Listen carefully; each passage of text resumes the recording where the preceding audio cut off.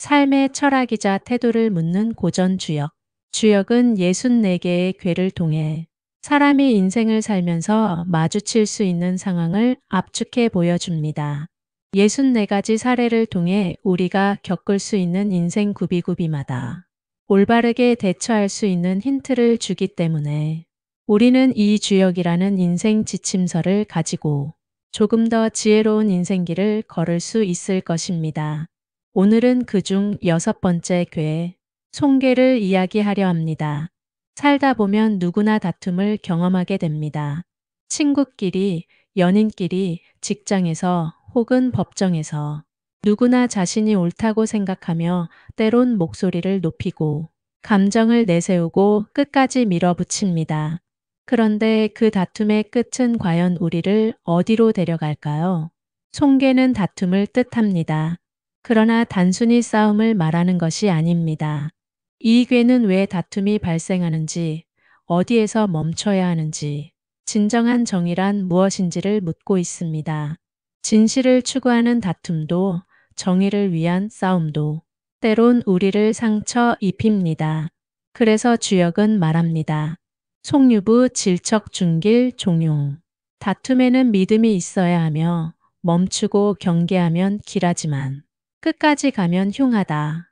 자, 이제 주역의 손괴를 통해 다툼 속의 길함과 흉함, 그리고 그 사이의 지혜를 함께 탐험해 봅시다. 손괴는 한자로 다툴 송자를 씁니다. 말 그대로 논쟁, 다툼, 분쟁을 상징하죠. 하지만 이 괴는 단순히 싸운다는 의미만 담고 있는 것이 아닙니다. 오히려 손괴는 왜 다툼이 생기는가, 그리고 그 다툼을 어떻게 지혜롭게 다루어야 하는가에 대해 묻고 있습니다. 손괴의 괴상을 보면 두 개의 삼요 괴가 결합된 구조로 되어 있습니다. 위쪽 괴는 감괴, 즉 물이고 아래쪽 괴는 건괴, 즉 하늘입니다. 그래서 손괴는 수천송, 물 위에 하늘이 있는 구조죠. 언뜻 보면 이상하지 않나요? 물은 위에서 아래로 흐르고 하늘은 그 아래에 있습니다. 자연의 질서와 반대되는 구조입니다. 이것은 무엇을 뜻할까요? 서로 방향이 다른 두 에너지가 부딪히는 상황입니다. 하나는 흐르려 하고 하나는 지키려 하며 결국 그 사이에서 충돌이 일어납니다. 이것이 바로 손괴가 말하는 다툼의 근본적인 형상입니다. 물은 감정, 위험, 유동성을 상징하고 하늘은 원칙, 강함, 추진력을 상징합니다.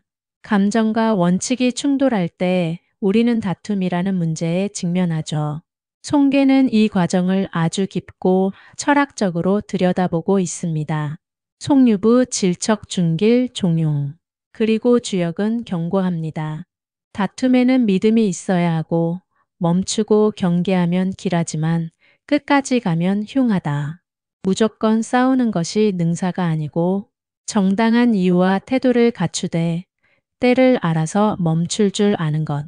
그것이 바로 손괴가 말하는 지혜로운 다툼의 방식입니다.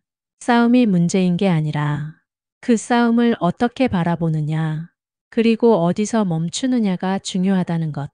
이게 바로 손괴가 우리에게 주는 첫 번째 메시지입니다. 손괴의 6효를 각각 설명해 보겠습니다. 이 효들은 다툼의 시작부터 끝까지의 과정과 태도, 결과를 단계별로 보여주고 있습니다. 전체적으로 손괴는 싸움을 경계하면서도 싸움을 대하는 자세에 따라 기흉이 달라진다는 철학을 담고 있습니다. 초육, 불영소소사 소유원 종길라. 오래 다투지 않으면 약간의 말은 있으나 결국 길하다. 처음 단계의 다툼은 아직 깊지 않아. 초기에 그만두면 약간의 말다툼이 있을 수는 있지만 결국 좋은 결과로 이어진다는 뜻입니다. 6이 불국송 귀포 기읍인 300호 무생야. 다툼에 이기지 못하고 물러나 숨지만 마을 사람들이 300호면 재앙은 없다. 이 말은 자신이 옳다고 생각했지만 결국 이기지 못해 물러나는 상황입니다. 그러나 억지로 버티기보다 때를 알고 물러나면 큰 피해는 없다는 말입니다. 진심을 지켰다면 지는 것도 현명한 선택일 수 있습니다.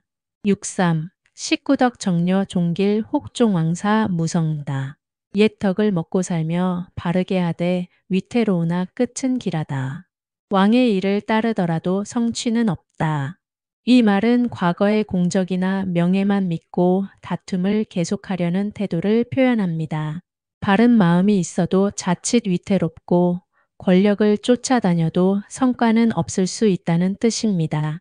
옛 영광이 오늘의 진실을 대신하지는 않기 때문에 절대 자만하지 말라는 말입니다.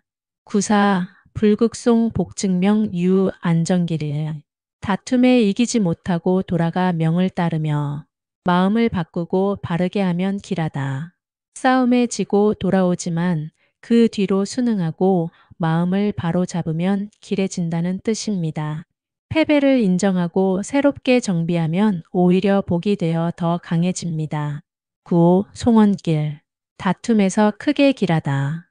정의롭고 공정하게 다툼을 이끈다면 비록 다툼이 있더라도 크게 길한 결과를 얻게 된다는 말입니다. 이는 지도자 또는 중심 위치에서 바른 판단을 했을 때 가능한 일입니다. 정의를 기반으로 다툼을 이끌면 승리합니다. 상육, 혹석 집안대 종조 삼치 유부질 척중기를 누군가 화려한 띠를 하사하지만 아침 내내 3번이나 빼앗긴다. 믿음은 있으나 막히고 경계하면 가운데에서 길하다는 말입니다. 겉으로는 보상을 받지만 결국 그것을 유지하지 못하고 잃는 모습이며 믿음이 있더라도 상황이 어려워지고 끝까지 가지 말고 중간에서 멈추면 그나마 길하다는 뜻입니다. 거칠애와 욕심은 헛된 것, 때를 알아 멈춰야 합니다. 겉으로 빛나 보여도 그 안이 비어 있다면 곧 무너지기 때문에 끝까지 가지 말고 멈추라는 교훈입니다. 지금까지 6효사를 정리해보면 송계는 우리가 다툼에 처하게 되었을 때 처음엔 조심하고 중간엔 판단하고 끝에는 내려놓으라는 교훈을 주고 있습니다. 송계는 우리가 일상에서 겪을 수 있는 갈등과 다툼을 어떻게 해결할 수 있는지에 대한 중요한 교훈을 줍니다. 송유부 질척중길 종용 이견대인 분리섭대천 다툼에는 신의가 있어야 하고 두려워하고 경계하면 가운데에서는 길하지만 끝까지 가면 흉하기 때문에 지혜롭게 멈출 줄 알아야 한다. 이것이 바로 송사가 전하는 핵심 메시지입니다. 바로 진실됨과 신중함, 그리고 서로를 이해하려는 마음을 가지라는 것입니다.